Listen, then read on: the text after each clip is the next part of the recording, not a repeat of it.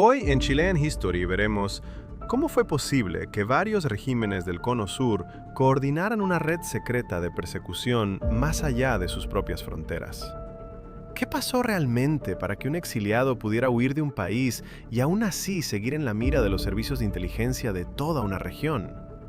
¿Y por qué este episodio sigue siendo una de las claves para entender la historia política y represiva de América Latina en el siglo XX?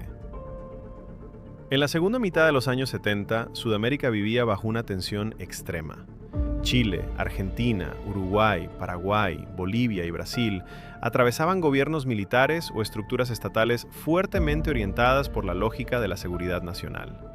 En ese ambiente, muchos opositores políticos, militantes, sindicalistas, estudiantes, intelectuales y exiliados fueron considerados parte de una amenaza continental. La idea central era que el enemigo no se detenía en la frontera, y si el enemigo no se detenía, la represión tampoco debía hacerlo. Ese fue el terreno en que tomó forma el llamado Plan Cóndor, también conocido como Operación Cóndor, una coordinación clandestina entre organismos de inteligencia y seguridad del Cono Sur, destinada a intercambiar información, vigilar, capturar, trasladar y, en muchos casos, hacer desaparecer o asesinar a personas consideradas subversivas o peligrosas para esos regímenes. No fue simplemente una coincidencia entre dictaduras vecinas, fue una articulación organizada, con reuniones, mecanismos de comunicación, archivos y operaciones concretas. Y antes de seguir, si te interesa la historia contada con contexto, fuentes y sin simplificaciones ideológicas, suscríbete al canal, porque aquí revisamos los hechos para entenderlos en toda su dimensión. El punto de formalización más citado ocurrió a fines de noviembre de 1975, en Santiago de Chile. Allí, representantes de Chile, Argentina, Uruguay, Paraguay y Bolivia, con presencia brasileña como observadora, participaron en una reunión de inteligencia que buscó convertir acuerdos previos en una estructura más estable. De acuerdo con los documentos y estudios posteriores, en ese encuentro se definió la creación de un sistema de coordinación, y fue también allí donde surgió el nombre Cóndor, propuesto por la delegación uruguaya en homenaje al país sede.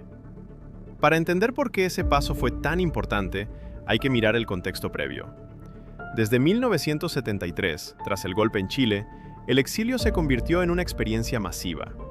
Solo en el caso chileno, decenas de miles de personas abandonaron el país por expulsión, persecución o temor.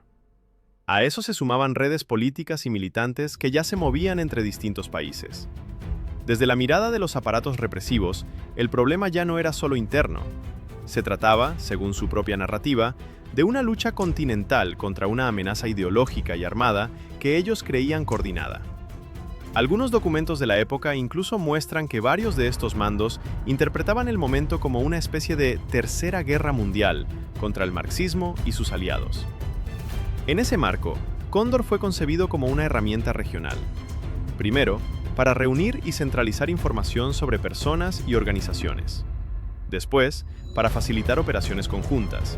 Y más tarde, según el célebre cable enviado por Robert Scherer del FBI en septiembre de 1976, para permitir incluso acciones en terceros países, con equipos especiales capaces de actuar fuera del Cono Sur. Esa descripción es clave, porque muestra que Cóndor no se reducía al intercambio de fichas o nombres. Era una estructura pensada para localizar objetivos, coordinar seguimientos, ejecutar capturas y, en determinados casos, participar en asesinatos selectivos. ¿Cómo operaba en la práctica?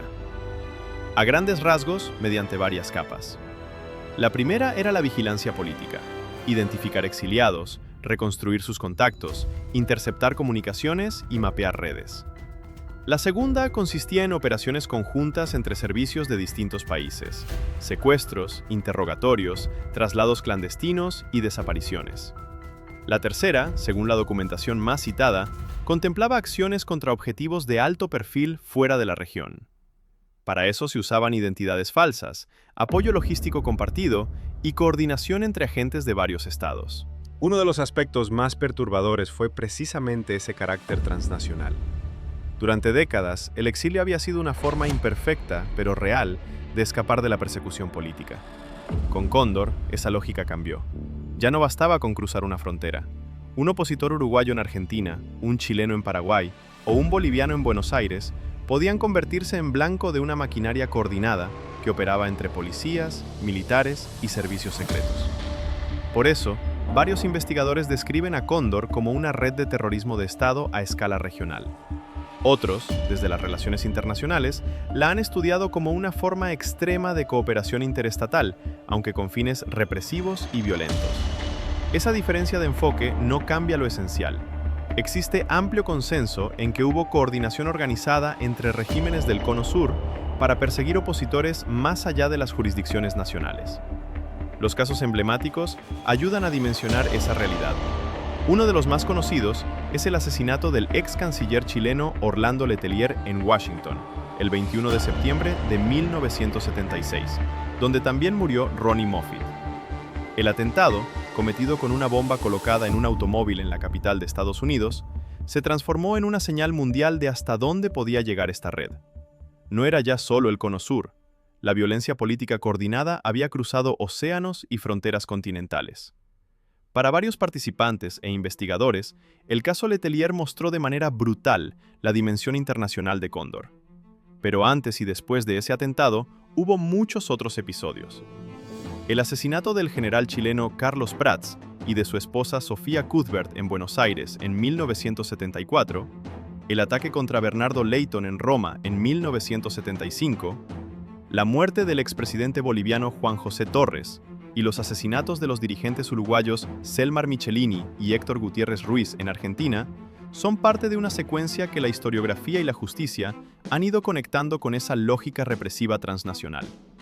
Algunas de esas acciones preceden a la formalización de noviembre de 1975, lo que ha llevado a ciertos autores a diferenciar entre antecedentes, cooperación informal previa, y el momento en que el sistema Cóndor se institucionalizó propiamente tal. También es importante decir que las víctimas no fueron solo dirigentes famosos. Hubo militantes de base, estudiantes, trabajadores, parejas, familias enteras y también niños afectados por traslados forzados, separaciones y apropiaciones ilegales. El libro del Museo de la Memoria y los Derechos Humanos insiste justamente en eso. Además del análisis político y judicial, existe una dimensión humana imprescindible. Las biografías, los testimonios familiares y las memorias compartidas muestran que detrás de las categorías de objetivo, subversivo o sospechoso, había personas concretas, con afectos, proyectos y vidas interrumpidas. En cuanto al papel de Estados Unidos, este es uno de los puntos más debatidos. Hay documentación que confirma conocimiento temprano sobre la existencia de Cóndor, y también apoyo previo en materia de capacitación, equipamiento y vínculos con agencias de seguridad de la región. Sin embargo, el grado exacto de involucramiento operativo en cada acción específica sigue siendo objeto de investigación y matices historiográficos.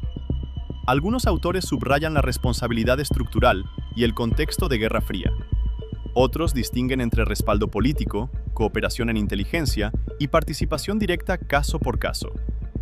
Lo que sí parece claro es que el fenómeno era conocido por organismos estadounidenses y que la represión regional se desarrolló dentro de una atmósfera internacional marcada por el anticomunismo y la doctrina de seguridad nacional.